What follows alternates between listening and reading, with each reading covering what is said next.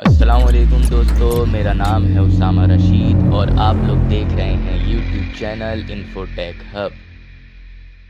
لبیک اللہم لبیک لبیک لا شریک لک لبیک ان الحمد والنعمت لک والملک لا شریک لک۔ حج اسلام کا پانچواں اور انتہائی مقدس فریضہ ہے۔ ہر ثابت قدم صاحب استطاعت مسلمان پر زندگی میں ایک مرتبہ فرض ہے۔ لیکن کیا آپ کو پتہ ہے کہ اسلام سے پہلے بھی لوگ مکہ آتے تھے اور کعبہ کا طواف کرتے تھے؟ جی ہاں، لیکن ان کا حج بالکل مختلف اور بگڑے ہوئے عقیدوں سے بھرا ہوا تھا۔ یہ حج اس طریقے کا نہیں تھا جیسے حضرت ابراہیم علیہ السلام نے سکھایا تھا، بلکہ شرک سے آلودہ اور بتوں کی عبادت سے بھرپور ایک روایت بن چکا تھا۔ ان لوگوں نے اللہ کے گھر کو ایک میلہ بنا دیا تھا، نہ روحانیت، نہ کوئی پیغام، صرف رسم و رواج۔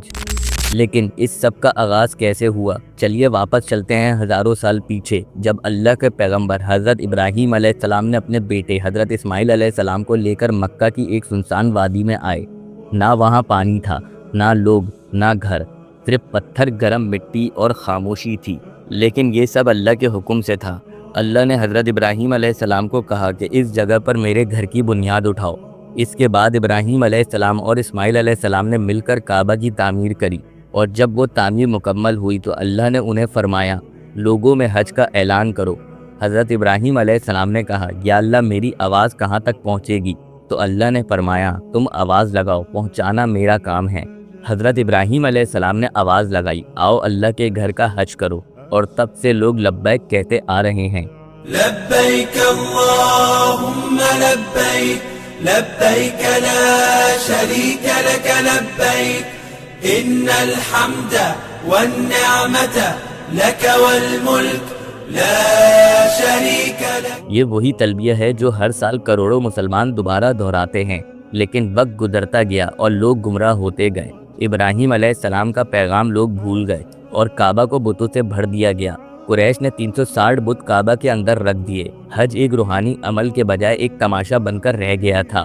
لوگ کعبہ کا ننگا طواف کرتے اور یہ کہا کرتے کہ ہم جیسے پیدا ہوئے تھے ویسے اللہ کے سامنے کھڑے ہیں، لیکن اصل میں وہ اللہ کے بجائے اپنے بتوں کو راضی کرنے آئے ہوئے ہوتے تھے۔ ان کا تلبیہ بھی بگڑ چکا تھا۔ ان کا تلبیہ کچھ یوں ہوا کرتا تھا، لبیک لا شریک لک الا شریکا ہوا لک، یعنی ہم آئے ہیں، تیرا کوئی شریک نہیں مگر کچھ شریک بھی ہیں جنہیں تو قبول کرتا ہے۔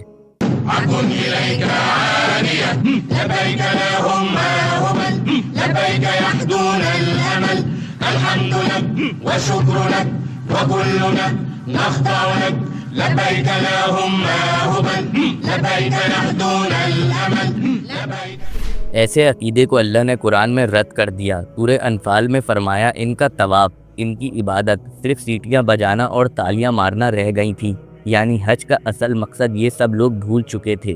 وَمَا كَانَ صَلَاتُهُمْ عِندَ الْبَيْتِ، اور انہوں نے جو نماز کا حلیہ بگاڑا ہے، نہیں ہے ان کی نماز بیت اللہ کے پاس الا مقام و تصدیہ، سیٹیاں بجاتے ہیں، تالیاں پیٹتے ہیں، یہ ان کی نماز رہ گئی ہے۔ طواف کرتے تھے تو اس میں سب سے اونچا طواف تھا برہنہ طواف، اور نماز جو تھی ان کی وہ یہ تھی، سیٹیاں بجاتے ہوئے۔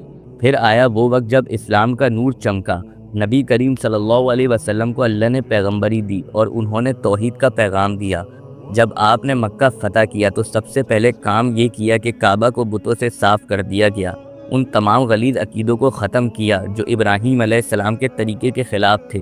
اس وقت حج کا اصل چہرہ پھر سے قیام ہوا۔ 9 ہجری میں حج فرض ہوا، اور پھر آیا 10 ہجری، وہ وقت جب نبی کریم صلی اللہ علیہ وسلم نے اپنا پہلا اور آخری حج کیا۔ اس حج کو حجۃ الوداع کہا جاتا ہے۔ اس حج میں لاکھوں لوگ آپ کے ساتھ تھے۔ آپ نے ہر عمل سے لوگوں کو سکھایا کہ اصل حج کیسے ہوتا ہے۔ آپ نے طواف کیا، سعی کی، منی میں قربانی دی اور جمرات کو رمی کی، اور اس طرح اسلام میں صحیح ارکان کے ساتھ حج سکھایا گیا۔ لیکن اس حج کا سب سے گہرا پہلو تھا خطبہ حجۃ الوداع، جو عرفات کے میدان میں دیا گیا تھا۔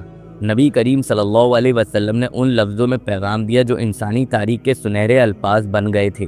آپ نے فرمایا، سن لو، تمہارا رب ایک ہے، تم سب آدم کی اولاد ہو، کسی عرب کو کسی اجمی پر اور کسی اجمی کو کسی عربی پر کوئی فضیلت حاصل نہیں، عورتوں کے حقوق کا لحاظ کرو۔ اور پھر قرآن کی سورہ المائدہ کی آیت نازل ہوئی، آج میں نے تمہارے لیے تمہارا دین کامل کر دیا ہے، اور اپنی نعمتیں تم پر پوری کر دی اور حج کا یہ پیغام صرف اس وقت تک نہیں تھا، آج بھی ہر مسلمان جب حج کے لیے نکلتا ہے تو وہ ابراہیم علیہ السلام کی سنت، محمد صلی اللہ علیہ وسلم کے طریقے اور اللہ کے حکم کا ایک زندہ ثبوت ہوتا ہے۔ اگر آپ لوگوں کو ہماری یہ ویڈیو پسند آئی ہو تو لازمی ہمارے چینل کو سبسکرائب کر دیں۔ ابھی کے لیے ہمیں دیں اجازت، اپنا بہت سارا خیال رکھیے گا، اللہ حافظ۔